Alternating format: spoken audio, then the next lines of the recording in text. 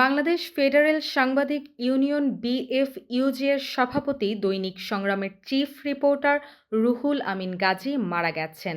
ইন্না লিল্লাহি ওয়া ইন্না ইলাইহি রাজিউন।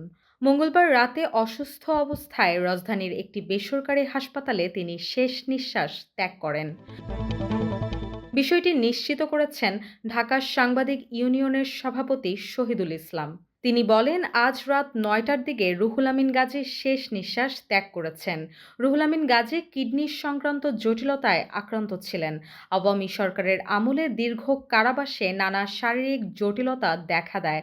ব্যাকপেন, উচ্চ ডায়াবেটিক্স, লবণ ঘাটতি সমস্যা সহ নানা রোগে ভুগছিলেন তিনি। রুহুল আমিন গাজীকে থাইল্যান্ডে চিকিৎসা নেওয়ার পরিকল্পনা থাকলেও শারীরিক অবস্থার অবনতি হওয়ায় নেওয়া সম্ভব হয়নি। বাংলাদেশ ফেডারেল সাংবাদিক ইউনিয়ন বিএফইউজি এর সভাপতি দৈনিক সংগ্রামের চিফ রিপোর্টার রুহুল আমিন গাজী মারা গেছেন। ইন্না লিল্লাহি ওয়া ইন্না ইলাইহি রাজিউন। মঙ্গলবার রাতে অসুস্থ অবস্থায় রাজধানীর একটি বেসরকারি হাসপাতালে তিনি শেষ নিঃশ্বাস ত্যাগ করেন।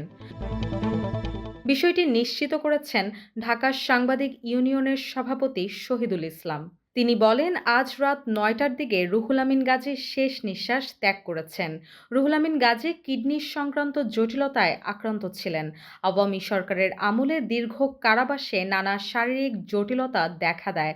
ব্যাকপেন, উচ্চ ডায়াবেটিক্স, লবণ ঘাটতি সমস্যা সহ নানা রোগে ভুগছিলেন তিনি। রুহুল আমিন গাজীকে থাইল্যান্ডে চিকিৎসা নেওয়ার পরিকল্পনা থাকলেও শারীরিক অবস্থার অবনতি হওয়ায় নেওয়া সম্ভব হয়নি।